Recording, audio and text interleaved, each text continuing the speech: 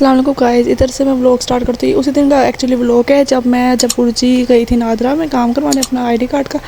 तो उधर से फिर जयपुर में वाने दल में चले गई क्योंकि कोर्ट का दिन था और 3 साल से हम पेशिया भुगत रहे हैं। तो क्योंकि वो अगर दूसरी पार्टी भी हो ना कोऑपरेटिव मतलब आ जाती हो आराम से या नोटिस ले लेती हो तो फिर कुछ मतलब हो जाता है। लेकिन वो नोटिस लेने को तैयार ही नहीं है। वो मतलब वही ना नो मन तेल होगा ना राधा नाचे की। तो वो वाला हिसाब है, वो नोटिस लेते ही नहीं कि चलो चलो ठीक है, हम तो कहेंगे हमें पता ही नहीं।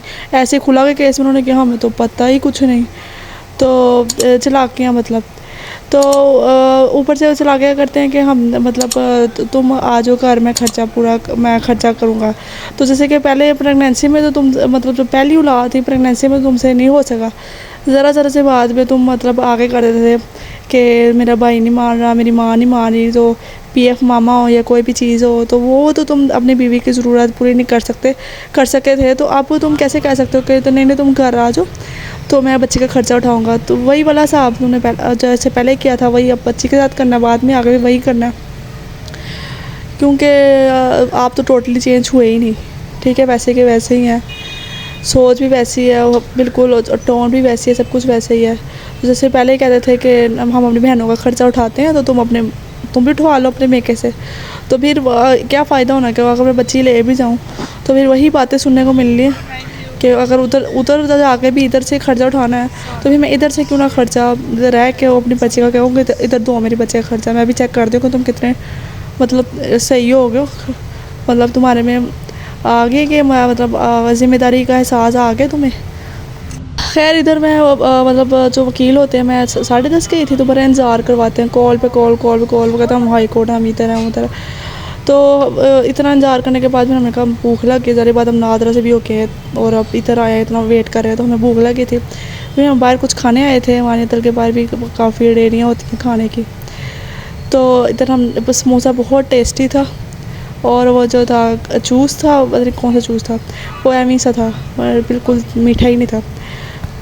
मैंने ना बहुत सुना था कि सारे लोग कहते थे कि अदालत तो खर्चा दिलवा ही देती होती है खालत, तो सारे लिखे रखो, सारी रसीदें इकट्ठी करो, सारे मैंने पैम्पलों की रसीदें इकट्ठी की, जो दूध पिलाती थी बड़े महंगे महंगे उसकी रसीदें इकट्ठी की। तो वो जो भी मतलब जो भी इसका बीमारी की रसीदें होती थी, जो हॉस्पिटल जाती थी, बड़ा बीमार हुई है पहले साल तो इतना बीमार हुई है कि बहुत मुश्किल वक्त देखा है कि एक तो स्टेज आ गई थी कि बस मरने ही लगी है। तो बहुत मुश्किल स्टेजें देखी हैं। तो सारी रसीदें मैं संभालती थी, दवाई हो, खाने की हो, हर चीज़ हो। तो हर चीज़ की अब जो अंडे वंडे होते हैं, सब्ज़ी होते हैं, उनके जो खाती है उसकी तो नहीं रसीदें हो सकती ना। और गोश्त तो ये बहुत शौक़ से खाती है, चिकन हो, गोश्त हो, बहुत गोश्त खो लड़की है, तो उसकी अब रसीदें तो नहीं मैं ला सकती ना। तो खैर मैंने इतनी रसीदें रखी हैं तो क्या फ़ायदा हुआ। आपको पता है पाकिस्तानी अदालतें या मतलब जस्टिस डिलेड जस्टिस डिनाइड, तो इतना मतलब काम लेट हो गया ना। लोग बड़े शरीफ होते हैं, आराम से ना डर के नहीं है, मतलब उनको होती है गैरत, होती है जिम्मेदारी होती है, उनको पता होता है कि हमने औलाद पैदा किया है। चलो अगर हमारी बीवी नहीं रहेगी तो ठीक है, बच्ची तो है ना, बच्चा या बच्ची जो भी है तो वो उसका खर्चा आराम से दे देती है अदालत। लेकिन जो होते हैं ना मतलब बहुत चालाक लोग होते हैं, मतलब तो ब्लैक में नहीं करते कि नहीं नहीं तुम आ जाओ उधर उधर उधर से खर्चा पूरा हो जाएगा। उधर से फिर क्या है मतलब कि करे ना करे फिर वही वाली बातें। तो इसलिए अदालत को इन जैसे लोगों के साथ डील नहीं करना आता।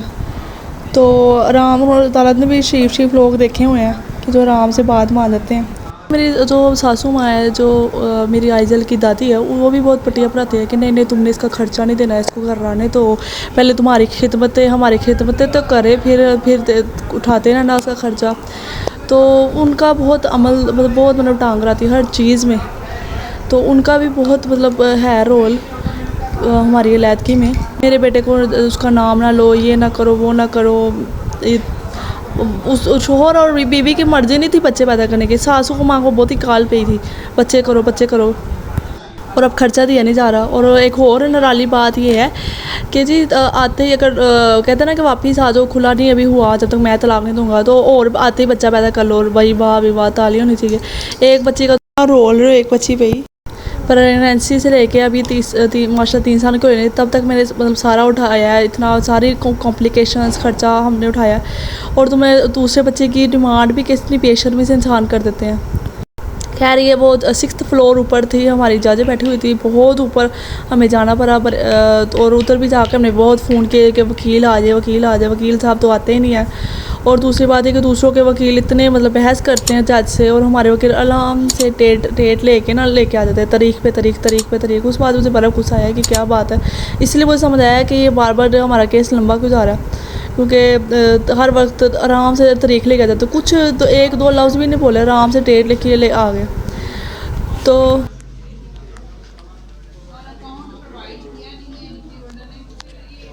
खैर मुझे गुस्सा था, तो मैंने अपने वकील से बात की, क्या मतलब आपने बहस नहीं की है वो जो, तो खैर तो उन्होंने खैर कानूनी बातें करके फिर मुझे लॉलीपॉप पकड़ा दी, मंचन पकड़ा दिए, चूरन मंचन पकड़ा दिया। तो फिर मैं भी मतलब ठंडी तो है नहीं, मुझे पता था ये चूरन ही है। ये इन्होंने फिर केस लंबा ही करना है, तारीख पे तारीख। केस तो ये बदला सॉल्व होना ही नहीं, क्योंकि अगले भी नोटिस नहीं ले रहे। और आइजल का पापा आजकल एक और लॉलीपॉप पकड़ा रहा है, मतलब बेवकूफ़ समझते हैं ना, मैं उल्लू समझते हैं कि मैंने बड़े गिफ्ट्स लिए हैं, ये लिया वो लिया है। तो गिफ्ट्स तो खैर भी देते थे, खर्चा उठाओ, अगर इतने तुम्हें जिम्मेदारी पता चलेगा, तुम्हें जिम्मेदारी का एहसास हो गया तो पहले 6 महीने खर्चा उठाओ, एक अच्छे बाप तो बन के दिखाओ, फिर मैं सोचूंगी हाँ यार इसके साथ जाना चाहिए। जितने मर्जी ब्लैकमेलिंग करते रहेंगे कि आओगे तो फिर हम खर्चा उठाएंगे आइजल का, तो ब्लैकमेलिंग में तो किसी के भी नहीं में आई, चाहे मैं मुझे जितना मर्जी नुकसान उठाना पड़ जाए मेरी ज़िंदगी में। जिस मतलब फ्रेंड ने मुझे कहा है ना कि ये ना करो, मैं तो मुझे खो दोगी, या तो मैं वो फ्रेंड्स बड़ी ब्लैकमेलर होती है ना, तो मैंने उसको छोड़ दिया। लेकिन यूनिवर्सिटी में कॉलेज में अकेली रही हूँ, नुकसान उठाया, लेकिन मैं कभी किसी के ब्लैकमेलिंग में नहीं आई, क्योंकि सारी बात है मैं भी अच्छी सिफ्त देखे ही जाऊंगी ना। किसी के ब्लैकमेल में जाऊंगी तो फिर वो फिर अगली बात ब्लैकमेल करेगा, उसको किस नेचर में ब्लैकमेलिंग है। तो खैर अब हम घर जा रहे हैं और रक्शे पे बैठ के ऑरेंज से भी घर। तो खैर अब उसने खर्चा देना है कि नहीं देना, लेकिन मैं चाहती हूँ कि आप मुझे सपोर्ट करें, सब्सक्राइब करें, लाइक करें और आगे वीडियो शेयर करें।